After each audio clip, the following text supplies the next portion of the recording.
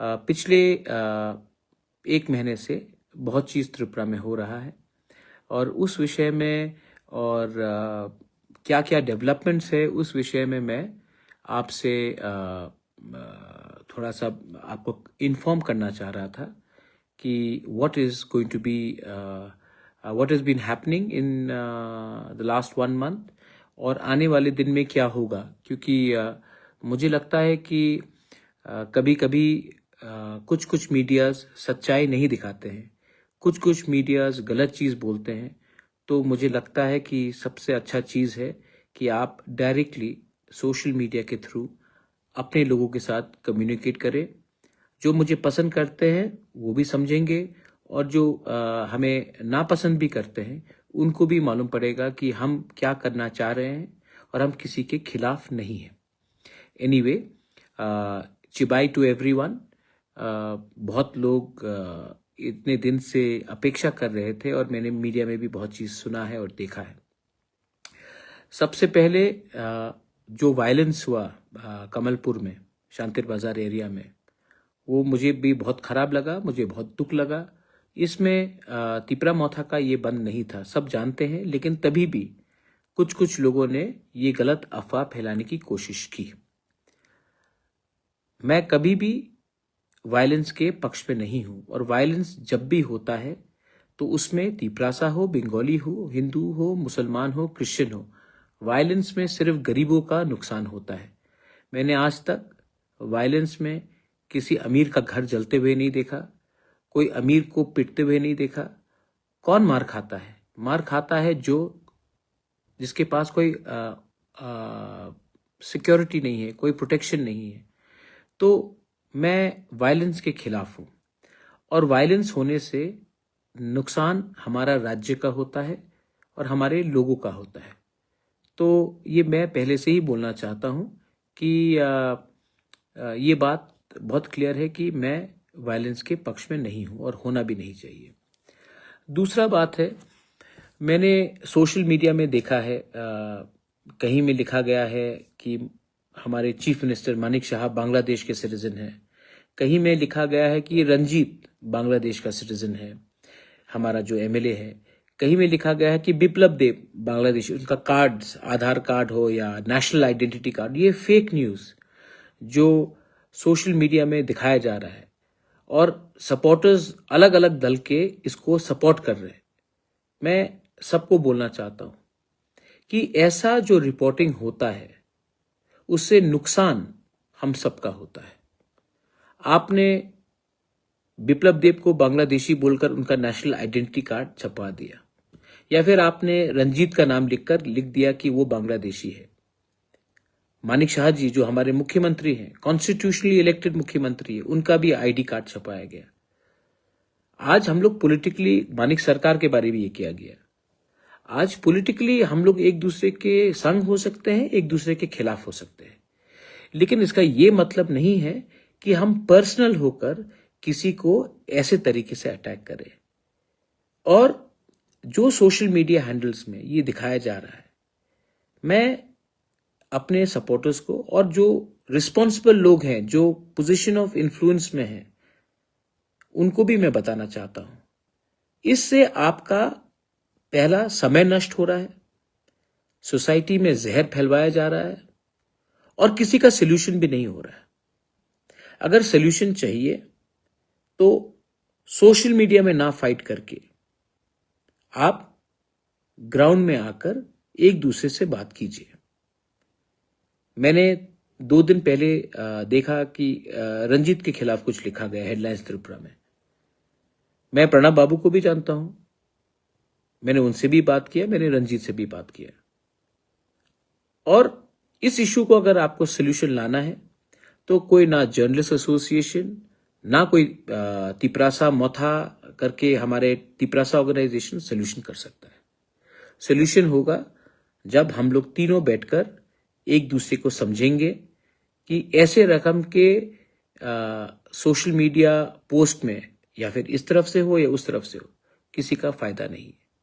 जरूर रंजीत को दुख लगा है क्योंकि वो हिंदुस्तान का इलेक्टेड एमएलए है और ये मीडिया को नहीं कवर करना चाहिए था।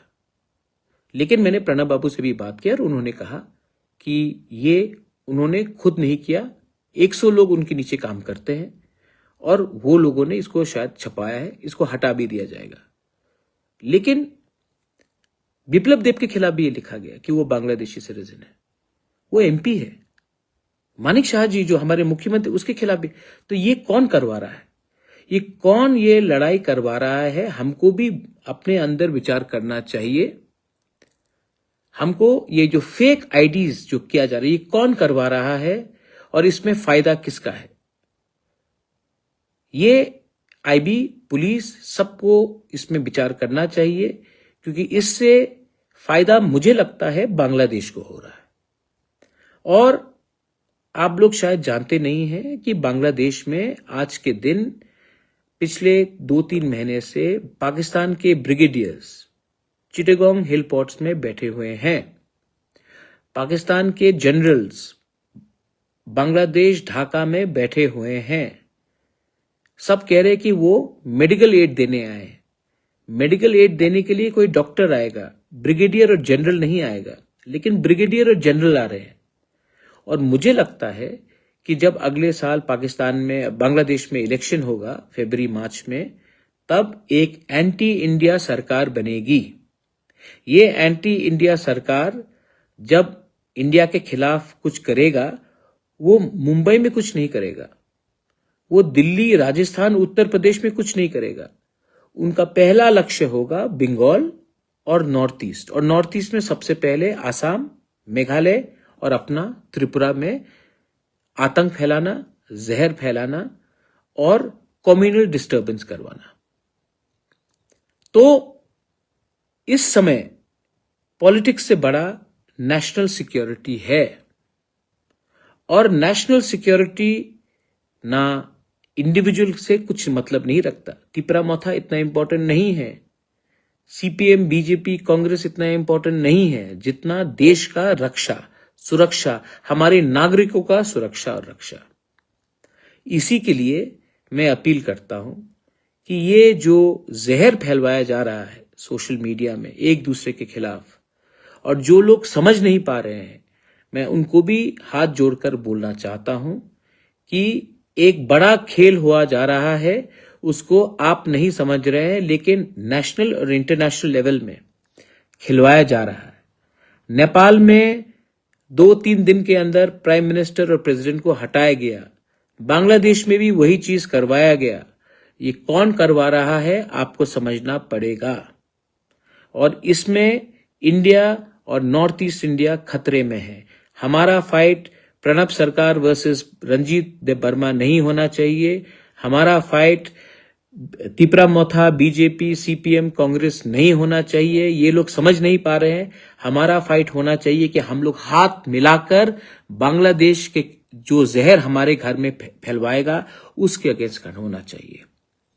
National security is bigger than political importance, और मैं सबसे पहले ये बात बोलना चाहता हूं। प्लीज अंडरस्टैंड, बांग्लादेश हिंदुस्तान का दोस्त नहीं है। चाकमा हो, हिंदू बंगाली हो, क्रिश्चियन हो, तिपरासा हो, मॉग हो, कोई भी हो, उनका हमारे ऊपर बहुत खराब तरीके से नजर है।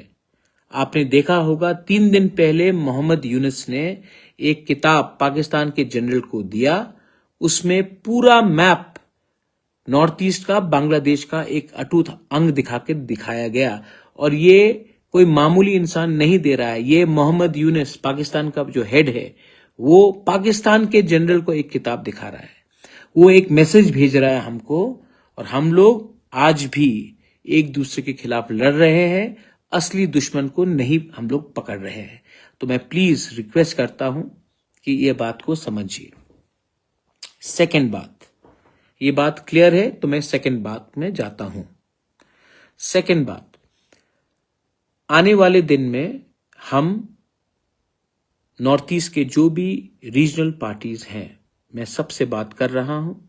और आने वाले दिन में मैंने मीडिया में देखा है कि पार्टी बनेगा, अलायंस होगा, प्लेटफॉर्म होगा। ये ऐसा जो भी होगा, ये मैं अनाउंस अपने दोस्तों के साथ, मेघालय से, नागालैंड से, अरुणाचल प्रदेश से, दिमासा हसाओ से, मणिपुर से, सबसे, मिजोरम से, सबसे बैठकर बात करके हम लोग अनाउंसमेंट करेंगे। लेकिन अगर नॉर्थ ईस्ट के लोगों को दिल्ली सीरियसली लेगा, वो तब लेगा जब हम एक दूसरे के बीच में फाइट ना करें और पॉलिटिकली भी एक आवाज में अपने लोगों के हित के बारे बात करें। Otherwise we are divided. Mizoram gets nothing, Dimasa Hasao gets nothing, Bodoland gets nothing, Tripura gets nothing, Meghalaya, we get nothing. But if you can come together, अगर एक जेन्यून एकता होगा, थानसा होगा, तो हम लोग एक होकर एक आवाज में एटलीस्ट 10 प्रॉब्लम से 5 प्रॉब्लम का तो सॉल्व हम करें। और दिल्ली को भी हमें, कांग्रेस हो या बीजेपी हो, वो दोनों पार्टी हमें सीरियसली लेगा जब हमारे पास ताकत, शक्ति और हम एक आवाज से बात करेंगे। इनके इंटरेस्ट में नहीं है कि हम यूनाइट हो, क्योंकि अगर हम लोग यूनाइट नहीं होंगे तो ये हमको बांट कर राजनीति करेंगे। हमको ऐसा राजनीति नहीं चाहिए जिसमें हमारे बच्चे लोगों का भविष्य को कुछ फ्यूचर ना हो। तो आने वाले 3 से 4 दिन के अंदर हम लोग मिलेंगे और एक अनाउंसमेंट होगा। तब तक मीडिया कुछ भी बोले, आप वही सुनेंगे जब हम लोग कैमरा के सामने आकर बात करेंगे। लेकिन नॉर्थ ईस्ट का एक अलायंस होगा, एक नया जरिया निकलेगा जिससे the people of north east will unite and Tripura will be not behind. और उसमें तिपरा मोथा पार्टी का बहुत बड़ा रोल होगा, ये मैं आपको बोलने वाला हूं। अलग से फाइट करोगे तो नहीं जीतोगे, टीम होकर फाइट करोगे, टीम नॉर्थ ईस्ट होकर फाइट करोगे तो वी कैन ऑल विन। तो ये मेरा दूसरा पॉइंट था। तीसरा पॉइंट, 3 तारीख को सुप्रीम कोर्ट में वीसी इलेक्शन का हियरिंग होगा। उसके थोड़े दिन बाद जो बिल्स हमने स्टेट गवर्नमेंट को भेजा है, गवर्नर को भेजने के लिए थ्रू एडीसी, जिसमें कस्टमरी लॉ बिल्स है, जिसमें अपना लैंड राइट्स का बिल है, वो भी सुप्रीम कोर्ट में सुनाया जाएगा।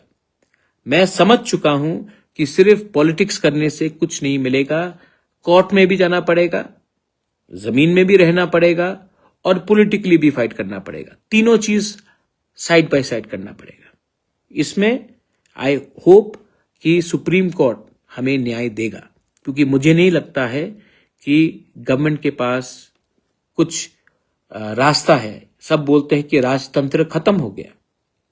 मैं स्वीकार करता हूं कि राजतंत्र खत्म हो गया, लेकिन ये कैसा गणतंत्रता है जहां में 10 साल हो गया एक इलेक्शन होकर और 10 साल से आप वीसी इलेक्शन नहीं कर रहे हो। पंचायत कर दिया, असेंबली कर दिया, लोकसभा कर दिया, म्युनिसिपल अगरतला का इलेक्शन करा दिया, लेकिन एडीसी इलेक्शन में वीसी नहीं हुआ। 10 साल होने को है और आप बोलते हैं कि राजतंत्र खत्म होने के बाद गणतंत्रता है। ये तो ना राजतंत्र है ना गणतंत्रता है। इसमें हमारे गरीब तिपरासा को नुकसान हो रहा है और सुप्रीम कोर्ट, मैं आशा करता हूं कि इसमें एक बहुत स्ट्रांग डिसीजन लोगों के हित के लिए लेगा। ये दूसरा इंफॉर्मेशन है। और लास्ट इंफॉर्मेशन, तिपरासा अकॉर्ड। थोड़े दिन पहले मेरी मुलाकात मुख्यमंत्री से हुई। मैंने मुख्यमंत्री को कहा कि अगर बात ऐसे चलते रहेगा तो इसमें स्टेट का नुकसान हो रहा है।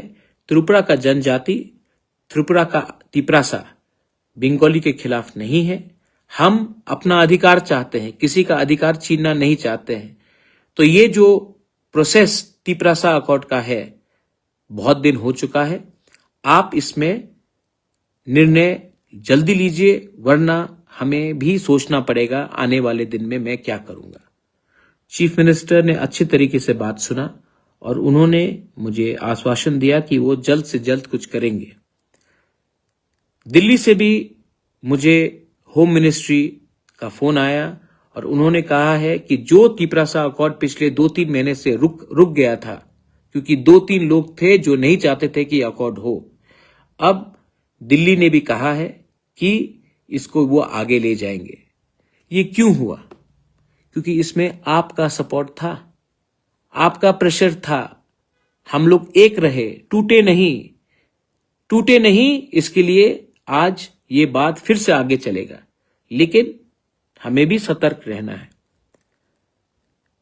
ताली इतना जल्दी नहीं मारना है, खुशी इतना जल्दी नहीं होना। जब तक नहीं होगा हमको अपने तरफ से एक रहना पड़ेगा, सतर्क रहना पड़ेगा, और दरकार हो तो प्रेशर भी रखना पड़ेगा।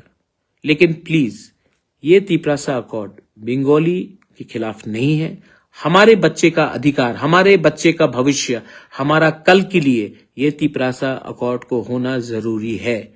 और जो बात सीएम से मेरी हुई उस रात, और उसके बाद दिल्ली से भी जो फोन आया, तो मैं आशा करता हूं कि ये बात आगे बढ़ेगा। और मुझे लगा कि ये बात मैं थ्रू मीडिया नहीं, डायरेक्टली सोशल मीडिया में आकर आप सबको बोल दूं। तो ये आखिरी बात था। तो मैंने आज अलग अलग बात रखा है।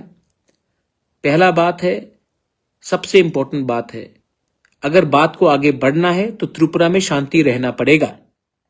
शांति मतलब सिर्फ दंगा नहीं, सिर्फ शांति का ये मतलब नहीं है कि सोशल मीडिया में फेक अकाउंट्स में रंजीत को अटैक किया जाए कि वो बांग्लादेशी है, या बिप्लब देब को अटैक किया जाए, या मानिक शाह को, या किसी और को, जितेंद्र चौधरी को भी नहीं अटैक किया जाना चाहिए।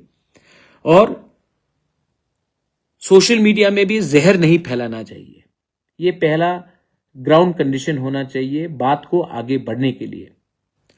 बहुत बंगालीज लोग बोलते हैं कि तिपरासा लोग टैक्स क्यों नहीं पे करते, चाइनीज, मंगोलियन, चाइनीज आंटी। गलत बात, ये नहीं होना चाहिए।